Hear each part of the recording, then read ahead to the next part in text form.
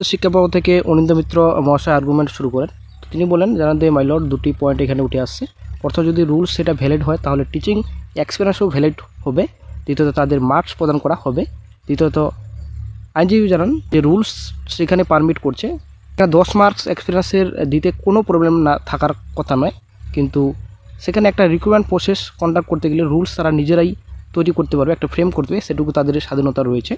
তিনি জানান, যদি টিচিং এক্সপিরিয়েন্স মার্কস যদি সেটা ক্যান্সেল হয় তাহলে কিন্তু গোটা এন্টার প্রসেস রুলসটাই কিন্তু বাদ দিতে হবে, অন্য বাকিটার অস্তিত্ব কোনো রকম আর থাকছে না।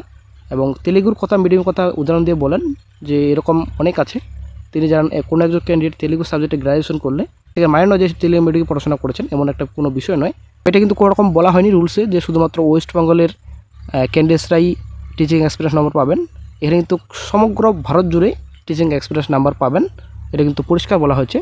যদি ওয়েস্ট বেঙ্গল কথাই বলা হতো তাহলে কিন্তু রুলস বেআইনি হতো। সমগ্র ভারত জুড়ে কিন্তু টিচিং এক্সপিরিয়েন্স পাবেন, এটা কিন্তু পরিষ্কার বলা হয়েছে রুলসে। তিনি জানান যে সমস্ত শিক্ষকরা কোনো রকম বৈধতার সঙ্গে যুক্ত নয়, তার ফলে তাদের এক্সপিরিয়েন্স নম্বর দেওয়াটা কোনো অবৈধ থাকার কথা নয়। গভর্নমেন্ট থেকে শুরু করে অন্যান্য গভর্নমেন্ট টিচিং এক্সপিরিয়েন্স প্রযোজ্য হবে তা বোঝানোর চেষ্টা করেছিলেন আইনজীবী। সেই সময় honourable justice Sumita Sen ma'am জানান, স্কুল সার্ভিস কমিশনে তারা যে অ্যাপ্লিকেশন ফর্ম রেখেছে সেখানে পরিষ্কার তারা মেনশন বা একটি অপশন রেখেছে যে ওয়েস্ট বেঙ্গলে আপনি কোথায় সার্ভিস করতেন, কোন স্কুলে সার্ভিস করতেন তা মেনশন করাতে হচ্ছে বা মেনশন করতে হচ্ছে অ্যাপ্লিকেশন ফর্মের মধ্যে। তিনি আবারও এক্সপিরিয়েন্স রয়েছে যারা পড়িয়েছেন তারা তাদের এক্সপিরিয়েন্স মার্ক পাবে, কারণ রুলসটাকে আমরা ভ্যালিড করতে পারি না।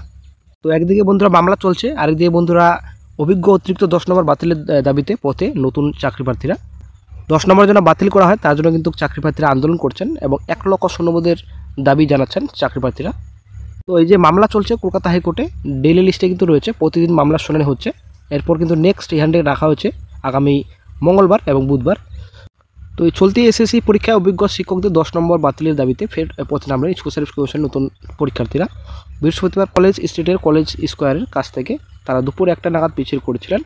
তো আশা করি আপনারা জানেন, এই নিয়ে কিন্তু ভিডিও অলরেডি আছে। গত বৃহস্পতিবার কিন্তু আন্দোলন নেমেছেন চাকরি প্রার্থীরা। এখান থেকে বলা হয়েছিল যে শিক্ষামন্ত্রীর সঙ্গে দেখা করতে, তারপর কয়েকজন কিন্তু চাকরি প্রার্থী শিক্ষামন্ত্রীর সঙ্গে দেখা করতে আসেন, কিন্তু কোনো রকম চাকরি প্রার্থীদের সঙ্গে আলোচনায় বসেননি শিক্ষামন্ত্রী। নতুন চাকরি প্রার্থীরা জানান, যতক্ষণ না তাদের দাবি শিক্ষামন্ত্রী ব্রাত বসু আলোচনায় বসবেন ততক্ষণ তারা রাস্তা ছেড়ে উঠবেন না। এরপর পুলিশের মধ্যস্থতায় চাকরি প্রার্থীরা 5 জন প্রতিনিধি বিকাশ ভবনে শিক্ষামন্ত্রীর কাছে স্মারকলিপি জমা দিতে চান, কিন্তু কোনো রকম দেখা সাক্ষাৎ হয়নি শিক্ষামন্ত্রীর সঙ্গে। কিন্তু উচ্চ আধিকারিকদের সঙ্গে আলোচনা বসতে বলেন, কিন্তু চাকরি প্রার্থীরা বলেন এরকম বহুবার এসেছি, বহুবার এরকম কথাবার্তা হয়েছে, আলোচনা হয়েছে, কাজের কাজ কোনো কিছুই হয়নি। সরাসরি শিক্ষামন্ত্রীর সঙ্গে আলোচনা বসবেন চাকরি প্রার্থীরা, এটাই কিন্তু দাবি রাখছেন বর্তমানে। তো বন্ধুরা, আশা করি আপনি বুঝতে পারলেন, এই যে টিচিং এক্সপিরিয়েন্স, এই রুলসটা যদি পরিবর্তন হয়, অ্যাকচুয়ালি এই রুলসটা যদি বাতিল হয়, 10 নম্বর যদি বাতিল হয় তাহলে কিন্তু বিশাল বড় ফেসাতে পড়বে কমিশন। কারণ ব্যাপারটা হচ্ছে, এখানে 10 নম্বর বাতিল হলে পুরো রুলসটাই কিন্তু পরিবর্তন হবে এবং পুরো রুলসটাই হয়তো ক্যান্সেল হতে পারে। তো প্যানেলে কিন্তু অনেকটাই প্রভাব পড়তে পারে। এই বিষয়ে কিন্তু চাকরি হারাদেরও ভয় থাকছে এবং চাকরি প্রার্থীদের সকলেরই কিন্তু ভয় থাকছে প্যানেল থাকবে কিনা, এটাই হচ্ছে ব্যাপার। তো এই প্যানেলের ভবিষ্যৎ কিন্তু এই রিট পিটিশনের উপর।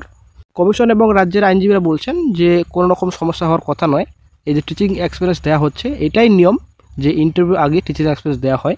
এটা কিন্তু আগে থেকে দেওয়া হচ্ছে, এখনও দেওয়া হবে, এটাই কিন্তু বলছেন। এবার পরিষ্কার বলছেন যে ফ্রেশার যারা চাকরি প্রার্থী রয়েছেন, তো চাকরি প্রার্থীরা যে ইন্টারভিউতে ডাক পাননি সেটা নয়, অনেক ফ্রেশার চাকরি প্রার্থী ইন্টারভিউতে ডাক পেয়েছেন, ডিবি লিস্টে নাম রয়েছে।